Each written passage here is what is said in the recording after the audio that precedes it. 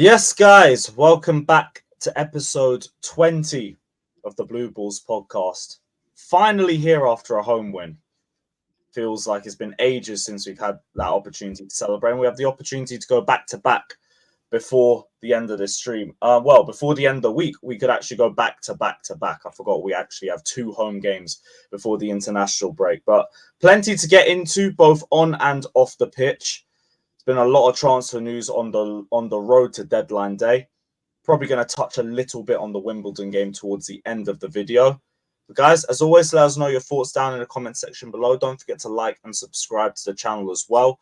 Check out everybody's socials. Names literally on the bottom left corner. And stay tuned and enjoy the show. Fata, my guy, I'll start off with you. How's your weekend been? How's bank holiday been going? Oh, it's nice. It's nice, and yeah, lovely to see a win. First league win at home since March, and I forgot what it likes to be winning. The feel's kind of a bit different, but yeah, nice to see us winning after a dreadful 5-month spell. And then I get to see the AEW wrestling on Sunday. But overall, it's a good bank holiday weekend. But there's plenty dramas during that time, man. Transfer dramas all day. Yeah, a lot of weird names that we're being linked with, and we'll touch on all of it, but I feel like we're just being linked to anybody who can necessarily play the 10 or a wing role. Kev, how have you been, bro? How's everything going? All good, all good.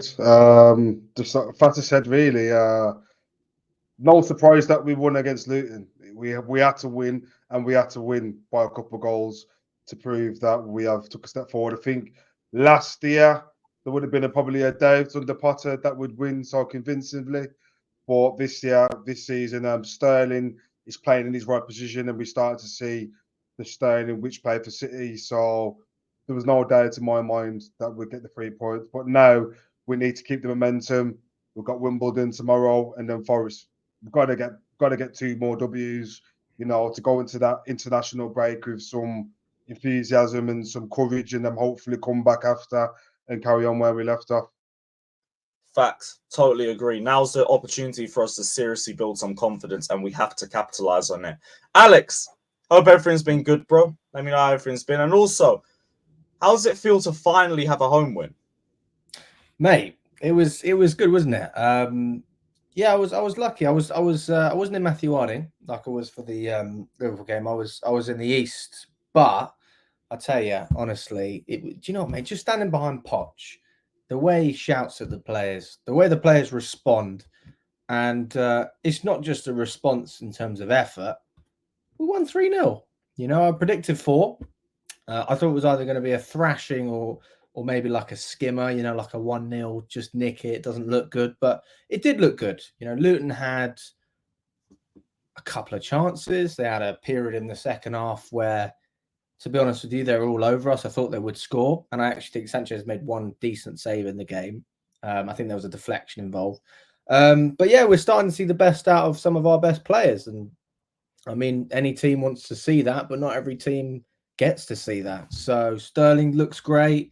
Fernandez looks unbelievable. Caicedo, don't know why people thought it was going to be that bad.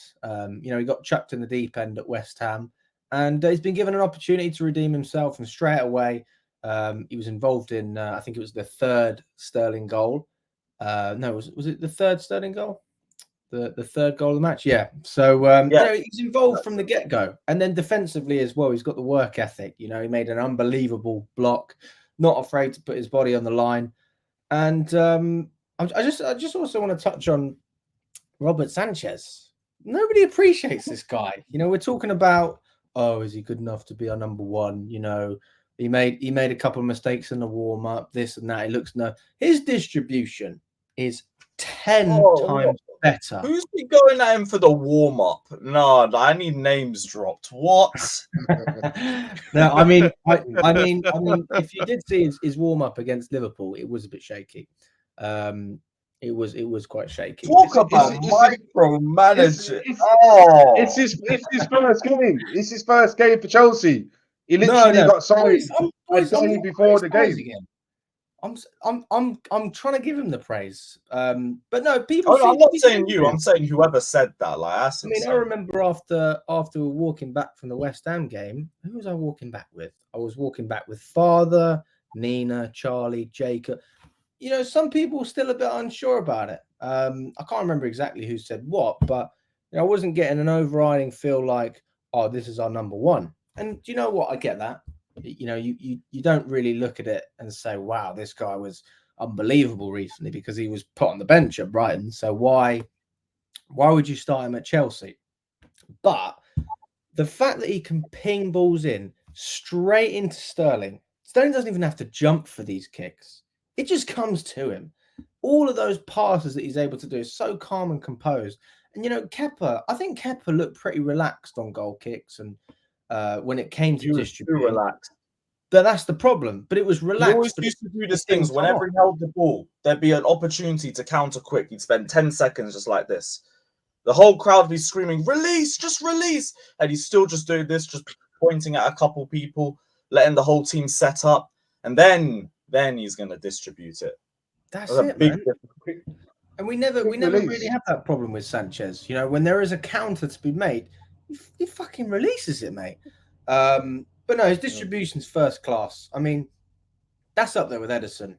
I mean, the goal kicks that I saw, that is up there with Edison. I'm not even taking the piss. I mean, it was that good.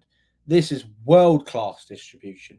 I'm not even talking about the saves. I don't really think we've had a proper chance to see the best of Sanchez as a goalkeeper per se. If you want to look at shot stopping, that's probably more of a stat we'd look at in Christmas. But you want a player who could do something with his feet. I mean, any team would be happy with that. Barcelona would be happy with that.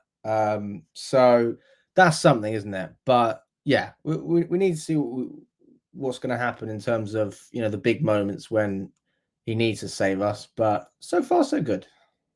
Yeah, I think I'm with you on shot stopping. I think it's way too early to judge him on that.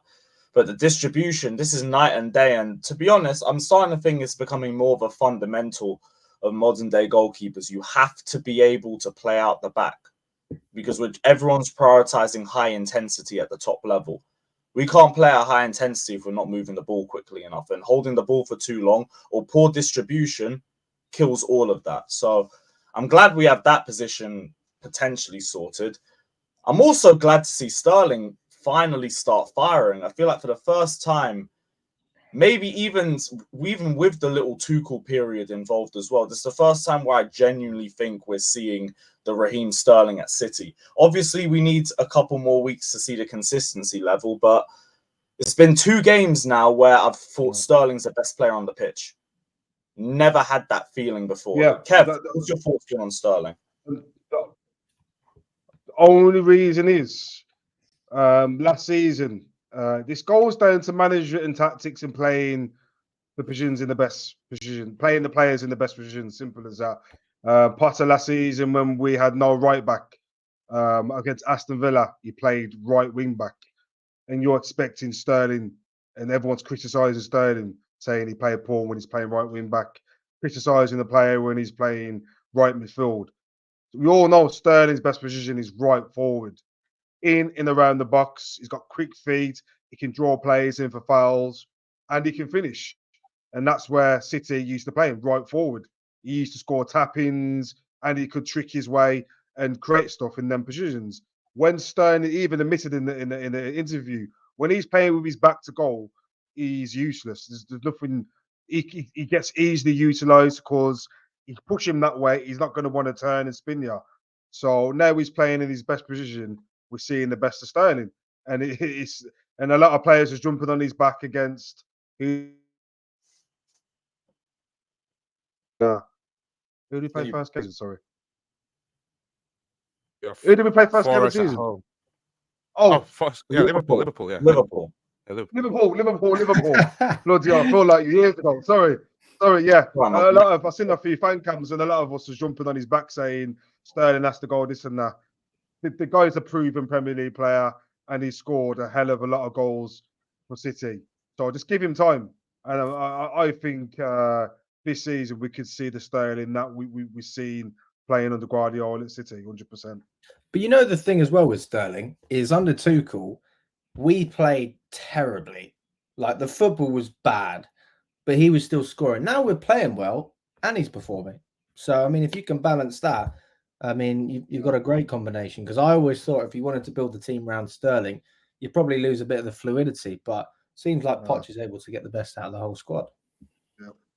See, now Same you as talk about Rashford. balance, Yeah. yeah. You talk about balance. I feel like with the game on Friday, it was the perfect balance because you can have Enzo and Nicholas Jackson like to move around, and they've been given this freedom, and their ball dribbling is compensated by the presence of tactically like Sterling, because let's say Enzo, if he wants to move forward, and then you can have Gallagher to fill that position.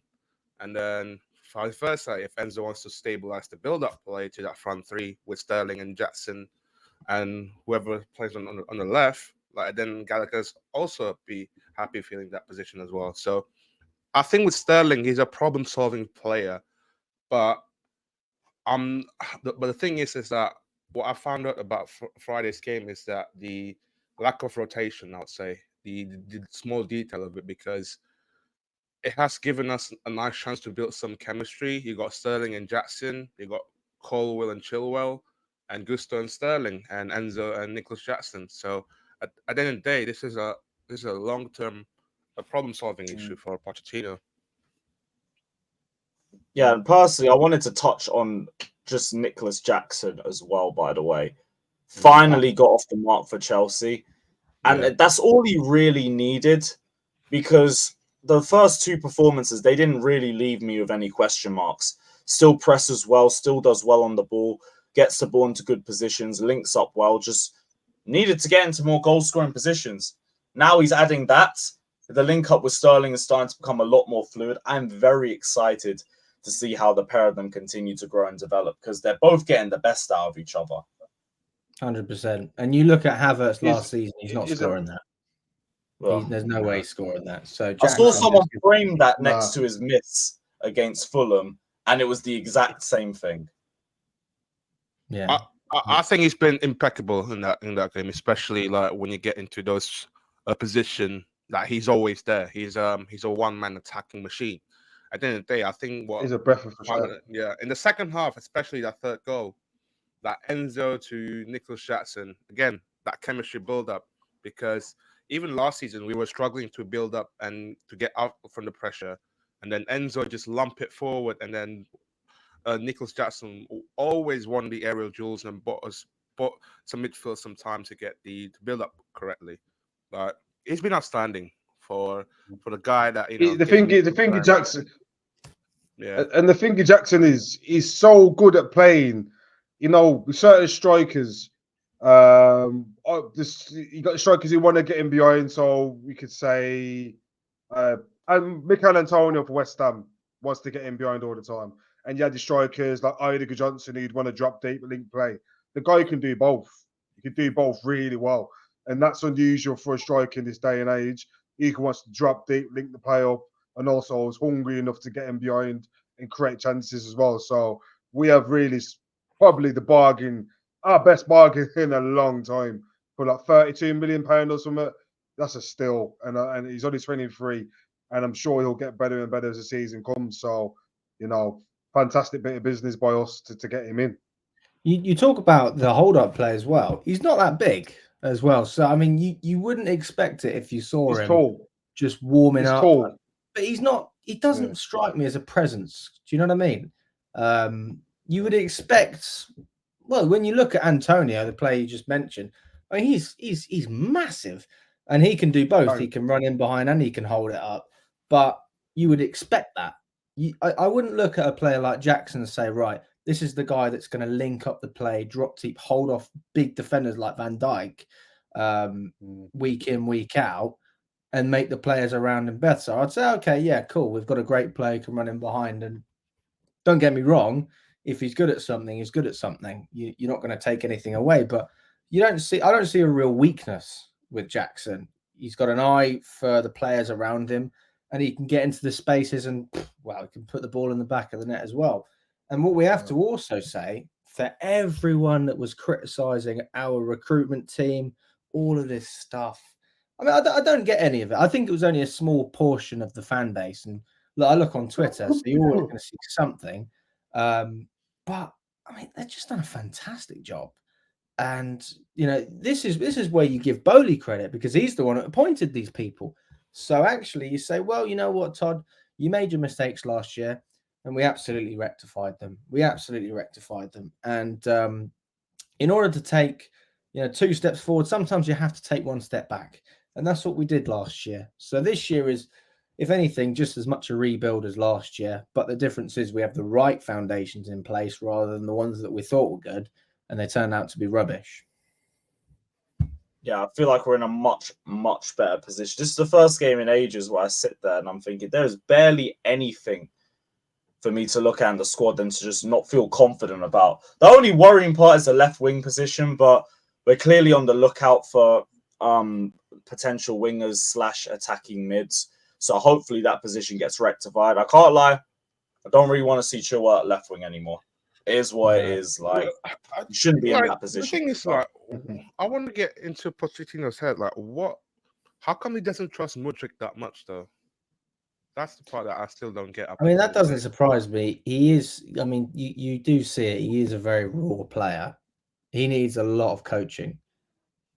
But you also need to run. This is where, like, I think both sides, I understand both sides on it, but 7 starts so far, like, we haven't given him anything to really go off.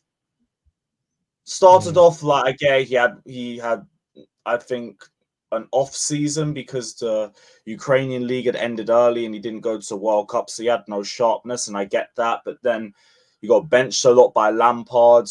Didn't really understand that. Same thing with Potter as well. He hasn't really had a run of games or confidence to build anything.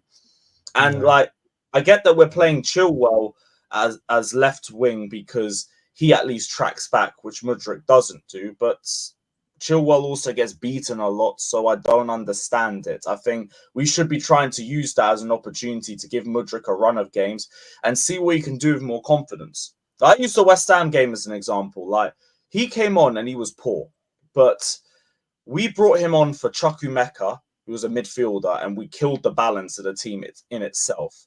Whereas in the first half, we had Chilwell playing on the left-hand side, and to be honest, he was playing in a lot of space. When Mudryk came on, West Ham were a lot more defensive. They were drawing the game. He doesn't have a lot more space to operate in. I think the main thing is we don't give Mudryk enough confidence. And if we give him a run of games and he plays the same level he did in that West Ham game, fine. I understand it. But I don't think we give him enough. I don't think we're giving him enough time to really guess what he's about, because we've seen good phases with him. Good moments of dribbling, good moments of passing. Finishing, not really as much other than the preseason game, but we've seen flashes. We just need a bigger surface area to judge him, in my opinion.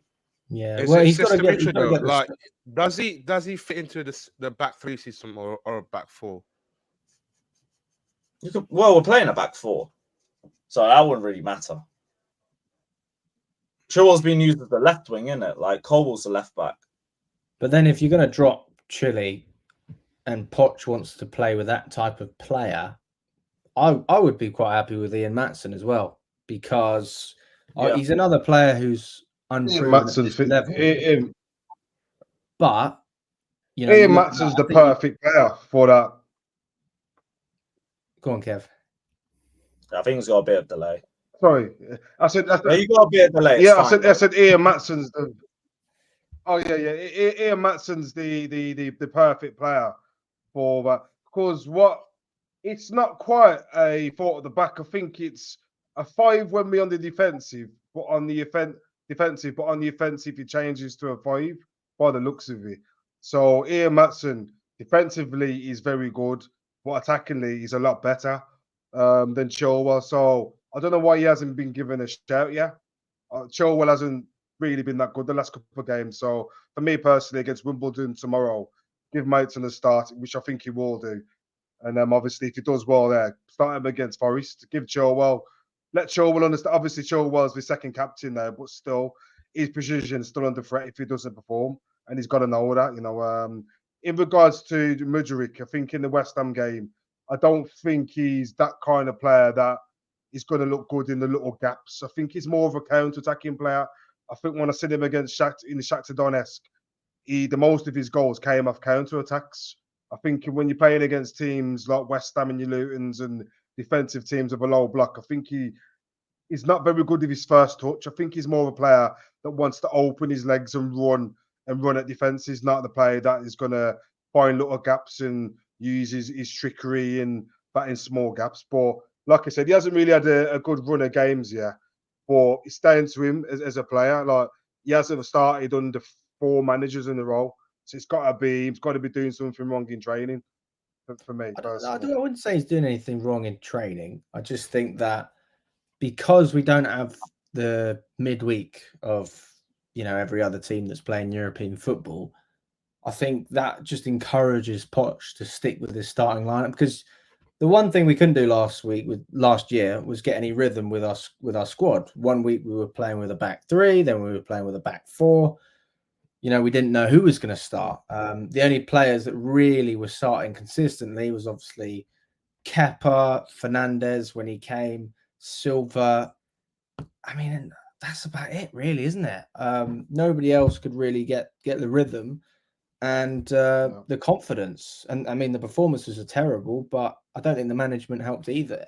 So even if Chile is having a dip in form, I completely get if Pochettino doesn't want to drop him, because although you got a decent player in Maatsen, that's a player who's happy to wait for his chance as long as he knows he's going to get that chance. The problem is when we're in January and he still hasn't played any games.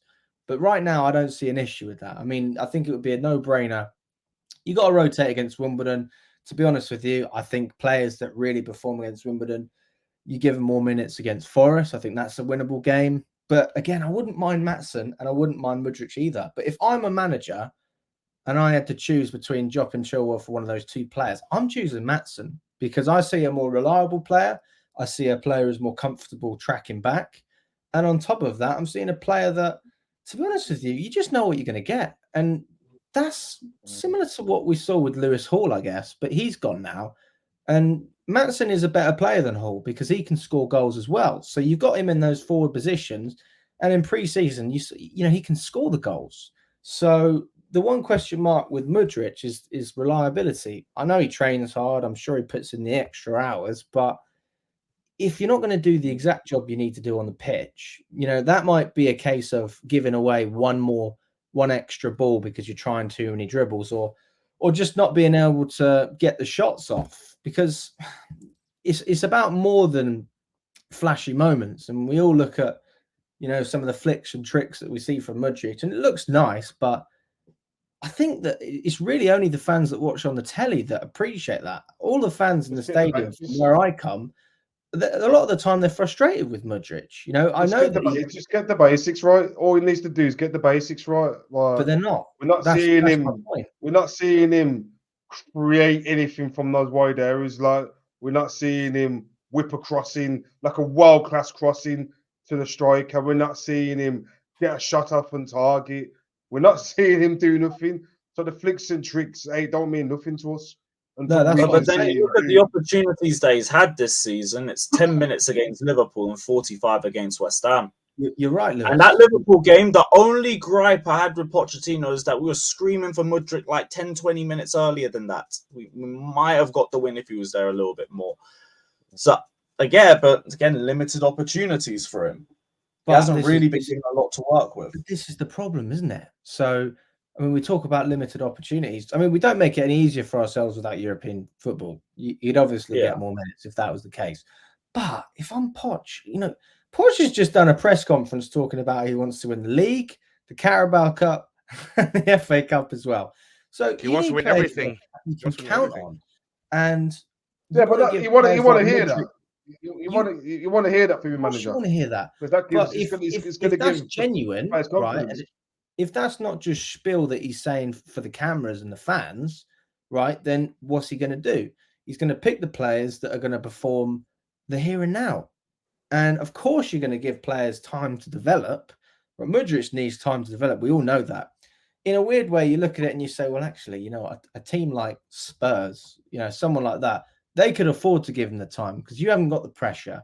of dropping points and knowing that the fans are on your back. You got to compete for this trophy and that trophy. You haven't got that pressure. At Chelsea, you do. And we're in a different direction, obviously, than we were under Roman. But the mentality seems to still be kind of there. I mean, Poch is trying to keep it, which I like. But you can't be starting players week in, week out if they can't perform week in, week out. I mean, let's just put it like this, right? Let's say that this was the same squad, but we had the Mount of whatever it was 3-4 years ago, and he was the same age and it was the same process. He just come back from Derby County, right? And he needs minutes to develop.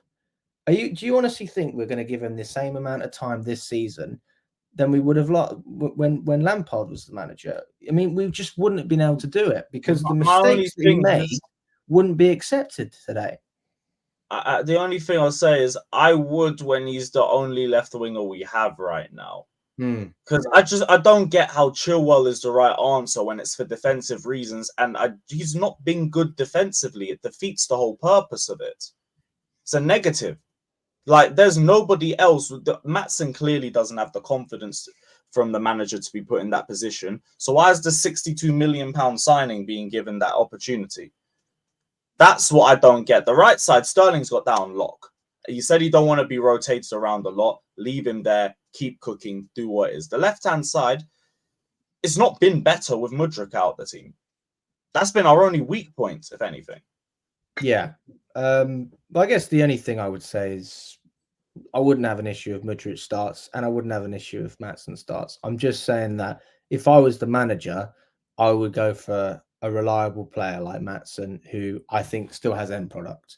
And that's the difference right now. I just feel like you know what you're going to get with Maatsen. But no, Mudryk deserves time. Of course he does. Is he going to get it? It's another question. That's the thing, Alex. Like, how much time will you give this? Will you need though? Because we're in what 6 months now since actually 7 months now since he came, and he has limited minutes under his belt. And the fact that this is his first full season as well, like, when you sit on the bench, you don't feel like, that confident as a player anymore because you've been left out of the squad, or maybe if there's something else that you've done behind the scenes that you don't that Poch doesn't like. And I think we're gonna have this problem when we have a full healthy squad. Like, where's Mudryk gonna be into? Let's say by the time we get into the AFCON week, then what is he gonna do? Because Jackson is gonna be gone for about 3 weeks at least, maybe 4 if Senegal is going to the final.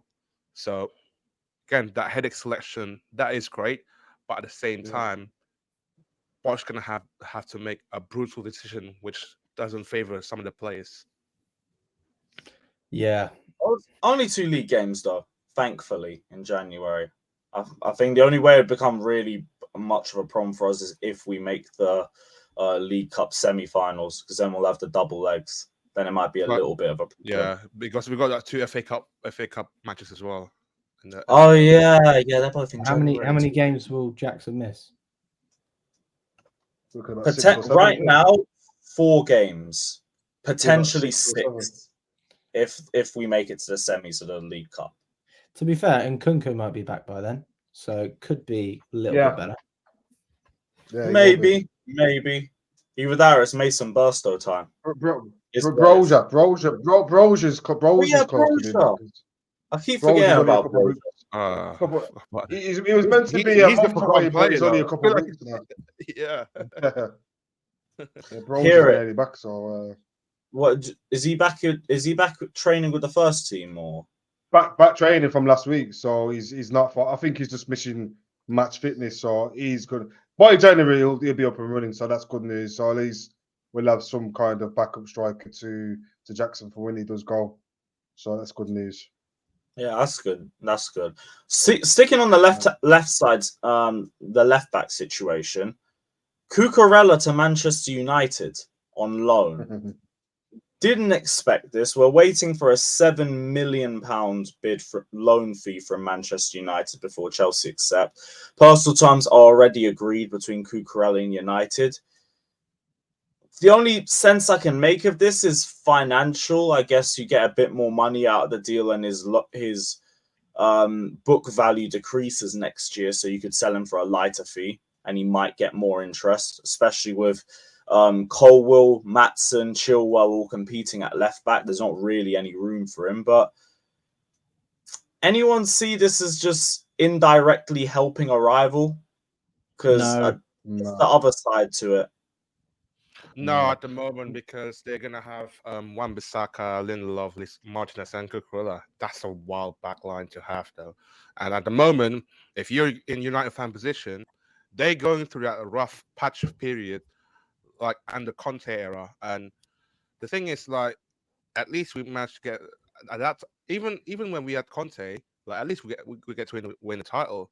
But the thing is with United's situation is that he's what? stuck the Ten Hag. Wait, what are you on about, Father? Wait, what? Honestly, I legit think I don't think this is going to be strengthening our rivals. I think this is going to be weakening our rivals.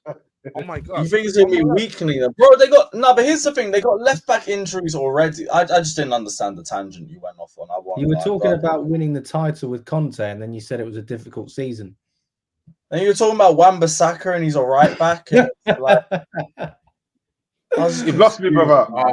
He's lost me, brother. Put it like this, yeah. Cucurella, yeah. Cucurella in that team is a recipe for fucking disaster, mate. If they've got a couple injuries and they've got Cucurella, Harry Maguire, Onana, Mount, all in that same fucking team, right? That is just give the ball away FC at its best. So there's no point of quietly. Cucurella's a better transfer to them from us than Mount is. All jokes aside, like, I think if we've been better off if we sell him to United, then we get that 100 mil from them. 100 mil? Bruv, you get no, 60 you mean £60 million from Mount, but we're not going to get 40 mil. No, we're not going to get 40 mil for Cucurella, though. He's not worth more than 25. That's realistic enough. I think Bowley could do a madness. We got our pants pulled down from Brighton with that fucking what is it, 63 million pound we paid for him? I can't believe we paid more. I said we had that transfer. Yeah, it's 50. Oh yeah, we had this that transfer discussion. He wanted Cucurella. He had to go. Really good at Brighton, when he was though. at West Ham,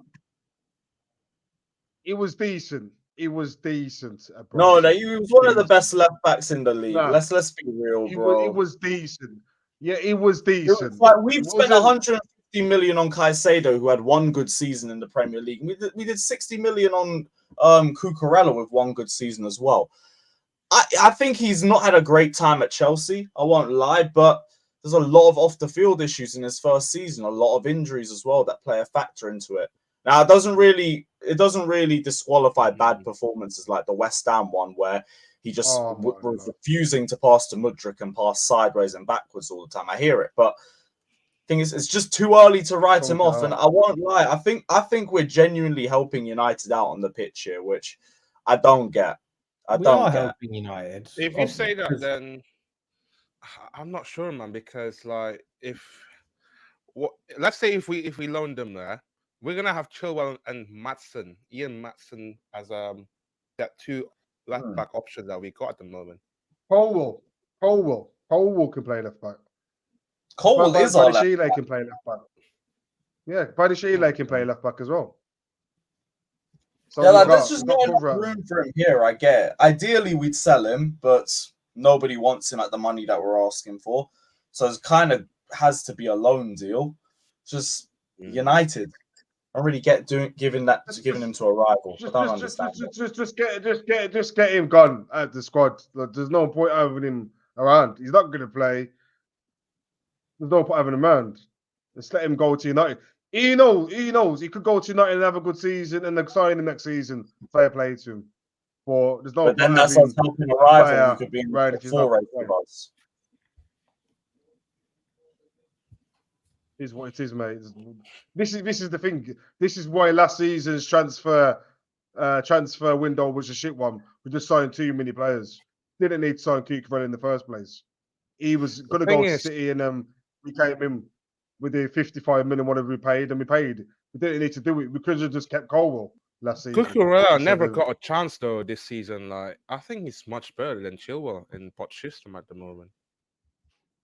you think Now, so? I've said defensively, I think he's better than Chilwell. Going forward, Chilwell's much better. But Cucurella looked a lot better at Brighton. We just haven't seen a lot of that at Chelsea.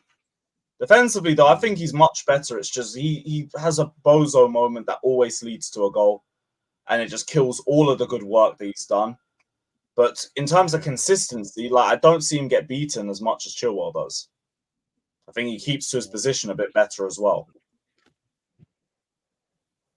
It's what it is. One of them things. I think he's probably seen something in Ian Maitson that he was a toss up between Maitson going alone and Cucurella get on alone, and I think his Mateson's probably just edged him out. So it's unfortunate for him. He's got that he's 4 not- more years left. Someone he's had got to 4 leave. more It was years gonna left, be him isn't or he, bro? Matson.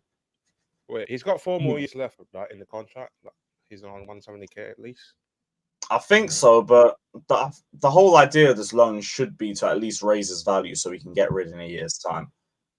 Because clearly he's not in our long-term plans, and to be honest, that's fine. Like, I don't really care too much about it, so I don't get why it's to United. That's surprising, but we need to make money, I guess. Cucurella can go. Just let's hope he doesn't do that well at United, because that might come back to haunt us. Another weird player that we've been linked with, I didn't really expect to see this, was Emil Smith-Rowe. Arsenal rejected an initial approach from Chelsea for Smith-Rowe. Arsenal not keen on selling. Sources have indicated that Chelsea have a willingness to include players as a potential sweetener. I don't get it. I'll be real, I don't get it. I'm not a big fan either, though. I think he's injury, he's good. he? I think He he's just come alright. back from injury, bro. Like, nah. Yeah. He has. I think he's good. He's got that flair. He's got the vision. He can play right wing. He can play attacking midfield. Why not? But the player that I'd want to see more than Smith, I'd go for Sancho, 100%. We got linked with him as well, and They both fighting each other, if bro. we could swap Sancho for Cucurella, works both favors. What they doing us a favor, we're doing them a favor. And Sancho, the thing is, everyone's I don't getting on him. Into Poch's system. He doesn't seem like an energetic player. He doesn't seem like a player that wants to press. He can play Cam though really well. Since Poch likes to he always liked the word work rate. I'll give you four players: Felix, Cherky, ESR, and then Sancho. Who's the best worker out of those 4? probably Smith-Rowe. Yeah, I'd agree with that. Yes, probably Smith-Rowe. But it shouldn't just be about work rate, because then you just get a bunch of road runners. Like, but I mean, guy, Smith-Rowe does have good feet as well. I mean, I'd say he's better with his feet than Mount. That's a very low bar. I won't lie, man. But Smith-Rowe doesn't get into the Arsenal team, and that's where we're trying to get to. Doesn't get in on the wings, doesn't get in midfield. Why are we getting him when, realistically, as soon as Nkuku's fit, the guy's going straight back onto the bench? He's going to be overvalued by Arsenal, simply because, again, English tax, and probably because they're selling to a rival. I don't get it. Sancho, I don't understand either. Like, this is just the Kai Havertz transfer, but it's the weirder victims. I prefer Sancho. I did rate him, but he's been here for 3 years. He's done nothing. I think there's one player that we also link, Eze, apparently. Eze's looked good for Palace. I'd bring in Eze. I'm fine with that. Sancho, though, he's been a massive flop since he's come to England. And I don't know why we think we're going to be the ones to change that. If the data analysts want to, we've been proven wrong before, that's fine. But both of those moves are very confusing, and they're moves that I think are going to be massively overpriced. And I don't think either are going to live up to the potential, and both will end up being squad players within a few years, the way they've been playing at their previous clubs. Yeah. He's not better than Cuckoo. He's not better than Gallagher. Like, in a couple of months' time, when Cuckoo comes back to the bench for him. I mean, Cherky looks like a good option, but apparently there was some issues with his attitude or something, and that's why we called off. Oh yeah. The work rate thing. He doesn't cover enough distance, so they're not really going for him. Same reason why we weren't in for João Felix and someone else, but I couldn't remember off the top of my head. Was it Rafinha? No, Rafinha's got work rate in him. Yeah, he's a very.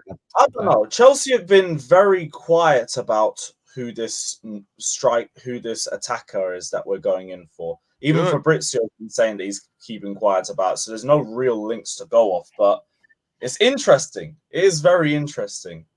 Hopefully, we should know by the next episode, because that is a good idea. Like, I love how we move quiet, because most of the times, like, you get these Twitter tacticals. Let's say if Fabrizio get the news out, and then some Twitter tacticals make the tactics. How is it Poch gonna play? I like the way that we move these transfer market like under the radar, and then whoever we get, hopefully it'll be a good profile on the Poch system. Whether it's one of those 4 players you got. I'm like, let's see in it. Like, it's just like only a matter of time, and then window close on. I think it's on Sunday. Is it? Friday. Friday. So, yeah. Yeah. What else do we have? So we've spoken about as well. Apparently. Yeah. We've got links with Ansu Fati. I don't get that. Another one I don't get. Injury prone as hell. Like, he's going straight from their medical room into ours. I'm fine. No way. He doesn't really bring a whole heap of experience either. He's still, what, 19, 20? 18 or something. It's ridiculous. 18, I think. Yeah, that injury prone at that age, we've done it before. I'm good. Did we also link to Ferran Torres, though? I saw one of the links as well online. That one doesn't make sense to me either. I don't know. Ferran Torres and Rafinha. We're just being linked to literally anybody who's a forward and they're trying to get rid of. We're just being linked to everybody right now. So I barely believe in any of them. None of them sound appealing. None of them. Except I wouldn't have minded Cherky. The rest of them, not so much right now. But we'll see what other links materialize in the next few days. One player is leaving. Probably going to be back again next year, sadly, is Lukaku. Lukaku has gone to Roma on a loan deal, a 1-year loan deal, £7.5 million deal. 37 million pound release clause written into his new contract variation, and there's also been a drop in wages for him. So financially, it does help us a little bit more, but I don't think we're done with Lukaku. I think we're going to be in the same situation in a year's time. He's got a further, 2 years on his deal? Yeah. Yes. Let's just deal with it in a year's time now. Let's just be happy to see that donkey on the plane. I've seen the video of him getting off the plane, all the Roma fans celebrating, or more to them, celebrating sweat machine. He's just going to run and give the ball away and trip over the fucking ball. But fair play. That is fair play. If you keep it, all we can do is just be happy that he's gone. And next year, if the situation comes up again, it comes up again. But thank fuck he's gone. On from the team, gone for the squad, and let Jose Mourinho and Roma deal with that. It's a good business so far, though. We've done a good business so far this window. Like, I could never, like, it's probably like you got Lukaku, Kante, Koulibaly, Havertz. These guys are on like 200k plus week, and then literally this has been the best transfer window from with exiting players, probably in the history of the sport. Nevertheless, Chelsea's, this has been a really good transfer. They've been ruthless. They've got rid of all the deadwood, all the players that are not to the Cucurellas, even all the players that season that let us stay, gone. And we've got it's just a total different team. The enthusiasm's there, and it's brilliant. It's brilliant to see. And I think we still need one more in, and I think more top 4. We should definitely be qualified for Champions League now. 100%. The only player that I look at and I think it's not great business from us getting rid of is probably Kovacic. I think 25 mil was a bit of a steal. But apart from that, I mean, we got good money for Mendy, great money for Mount, great money for Havertz. Oh my God, I mean, the list goes on. I don't have it in front of me, but and I mean, these players don't want to be here at the end of the day. So, I mean, the fact that you can get money for them regardless is like on your way. So, even players like Pulisic, I suppose you could say it was cheap. We made a loss on him, but he was crap. So, get rid of He's it. got to, and he's been smashing. He's been beaten up at AC Milan. Yeah, he's been doing well. I don't know. But you can't judge. You can't judge these leagues, man. I mean, at the end of the day, it's all different, isn't it? Premier League's where the elite players are, and if you can't cut it here, then you will go to Italy and make an excuse that you want the lifestyle. But big players want to be in the big league, and if you can't cut it here, then obviously you're going to go. I'm happy for Loftus-Cheek as well. He seems to be doing really well. But we've got a team who wants to be here. That's all you can ask for. So and we're not done either. I think there's. I mean, we keep speaking about one or two more players. Maybe there's another one coming. I don't know what to expect from these guys. Why stop at with Caicedo when you can move forward? But guys, I just have one thing actually. Yeah. I've just it's just come into my head, and I definitely think it's worth talking about. I'm going to make a video on it tomorrow as well. What do you think about this situation with the club coaches and the travel? I don't know if anyone wants to give a little bit more context. Maybe Lewis, you might not know more about that than I do. Yeah, apparently Chelsea has scrapped the away club coach system, which is like £10 travel to away games for fans. I used to take it all the time. Don't really take it as much now, but I could still imagine that was a very affordable way for some fans to be able to go to games. And I'm surprised they got rid of it. I would have anticipated them raising it, as much as I don't think they need to. Like, I think we've had a little cheat code with that for years, but I don't get them scrapping it, because to a lot of people that's probably a vital way for them to get to games. For some people, it might be a lot harder or impossible now to do it as a result, probably because of their financial situation. But I would have expected it to go up. If it was like £20 coach or something, or even 30, I would have been like, it's annoying, but kind of expected it. Scrapping it, I don't get it. So what does that mean though when he says scrap? Because I know it was about what, £10 before. £10 coach, yeah. What is it now? I mean, how much do people have to pay? 29? Is it 29? No, now it's gone. What? You just can't get it? Yeah, it was scrapped. What's that say about 29 quid then? Is that subsidized? I'm just trying to double check. Because I was speaking to Charlie earlier. He said that they got rid of it for some games, and I think the Chelsea supporters trust are covering the next away day, which I think is Bournemouth. I think they're covering that one themselves. Chelsea couldn't even do that one. That's one of the closest trips. I don't get it, mate. The thing is, right, when you break the transfer record and I think they said the budget for the coaches is about $250,000. What is that to Chelsea? What is that? I mean, that's like peanuts. What, 250,000? That's their budget. Yeah, mate. but what if Chelsea ain't going to do? What you find is you'll find that the next coaching company will probably come in, advertise it, and say we'll do it for £15 and take all the money. Remember when we used to have a club trains that from Euston and then go to any northern away days through a club train? I remember those days when the Chelsea always do that, but they scrapped it like a couple of years ago. Yeah. Oh, the Chelsea supporters trust says it's going up to £29 instead. So, okay, that's a bit different to what I heard. It's annoying, but at least they haven't got rid of it. But yeah, they don't need to do it. They don't need to do it. The whole point of not raising season ticket prices for people in Matthew Harding Low and all these areas, and I know they did raise season ticket prices with a lot of sections within the stadium, was to keep the fans on side. Don't spit in. What is the word? Something the hand that feeds you. What's it called? Wise. Don't bite the hand that feeds Don't you. bite the hand that feeds you, because the fans are the hand, and they've just done that.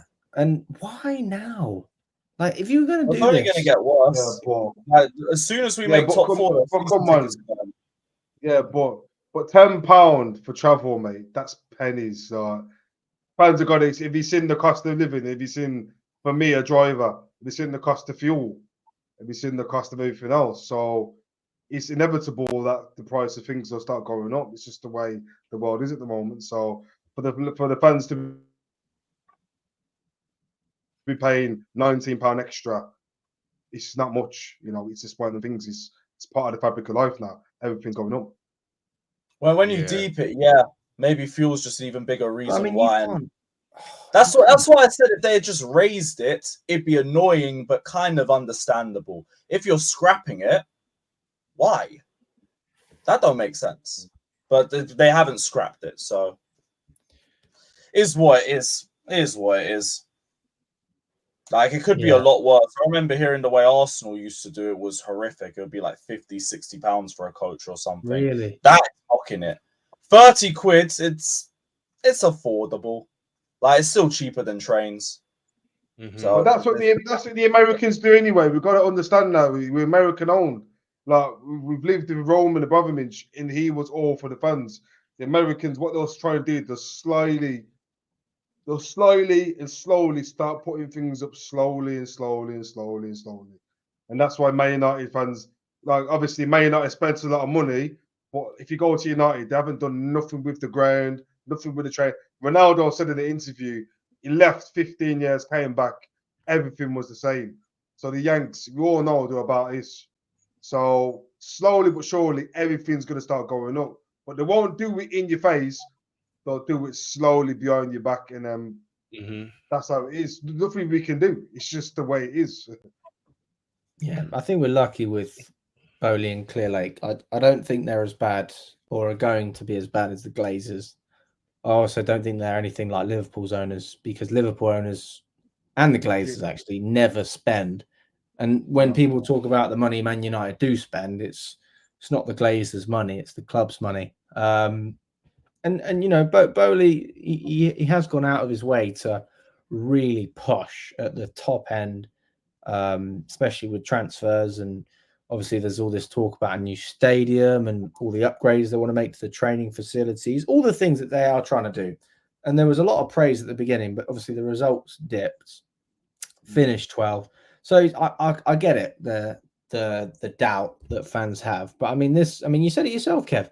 It's the best transfer window we've had in a long, long time. And You can clearly see the difference with Bowley and the American owners at United, whatever they're called, Glazers. Bowley, he comes out, he interacts with fans, he walks with the players and this and that. Okay, the majority of it might be for the camera and to make it look like a certain way, but if you turn the blind eye to it, it does look like he has the club's best interest in heart, and it does look like he's getting involved and stuff. So yeah, he is a lot better than the Glazers in that sense, but we can't get carried away yet. We don't know what's around the corner. In 5 years' time, we could be chasing him out the stadium. You just never know with these Americans. It could be just him putting up a front now, and then in 5 years he's having our fucking pants down. You just don't know. yeah, I mean, how much percentage does Bowley own? Is it about 60% or 70%, something like that? 60, I think. I think it's 60. I think 60. Because maybe, I mean, look, I mean, anything can happen.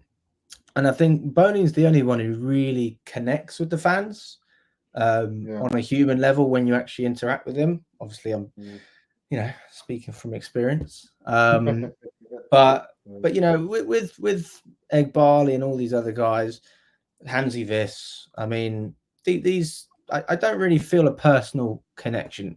Egg Barley, I mean, actually, I watched some of the sort of conferences out in America with Egg Barley, and I think it was the AC Milan owner as well, because AC Milan are American, and they were talking about the clubs, and they kept saying asset, and I was just going, fucking stop saying that. Stop calling us an asset, you know, because that's how they see it. But that's how we are, though. Well, we are an asset, but It's a little bit more than that, isn't it? And Come on, freaking mate. asset and fucking data. According to data research, data. Yeah. They haven't got a fucking clue.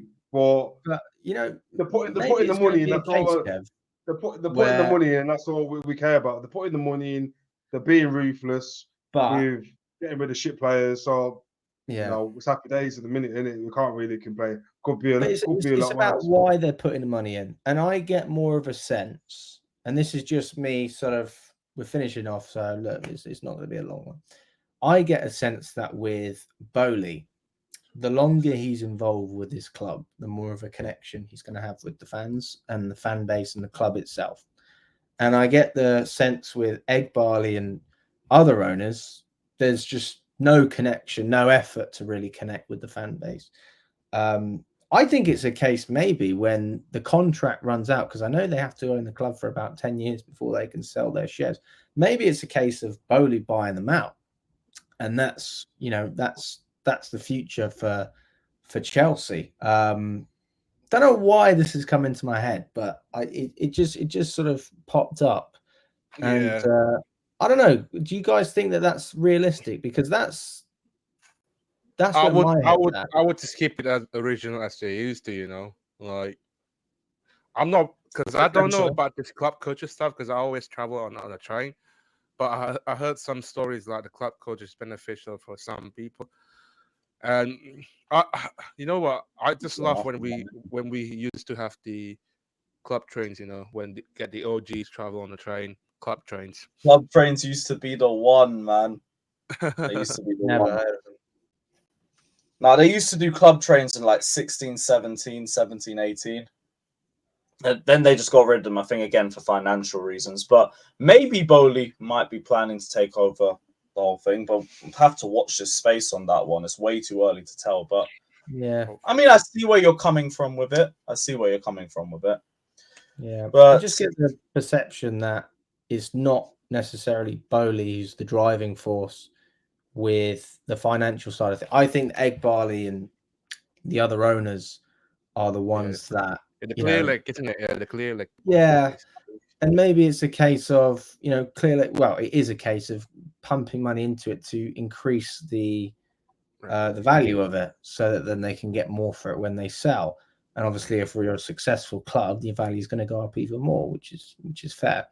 And I just don't get that sense with Bowley. I feel like this is more of a, I know he talks about it. They always talk about a project and this and that, but I just don't think you spend as much time in England and at the games and interact the way you do without feeling some sort of connection to the club. So I don't know. We'll see what happens.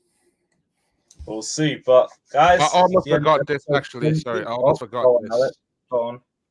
I forgot this. Apparently, yesterday, I saw the video as well. The Chelsea scouts and the attendance for the Nice-Lyon game. Like they keep an eye on a couple of players like Barcola. I did see that, but like, I don't know if it was actually a scout, because the Chelsea cards just said ticket membership. So part of me feels like it was just a member who was at a Lyon game, but maybe we'll see. Like, those Barcola links seem to have dried up. We're not interested in Turkey, so I don't know, but we'll see. But yeah, guys, we are going to wrap up the show. It's episode 20 of the Blue Balls podcast. Let us know all your thoughts down in the comment section below. As always, don't forget to like and subscribe. I will see you guys next week. Take care.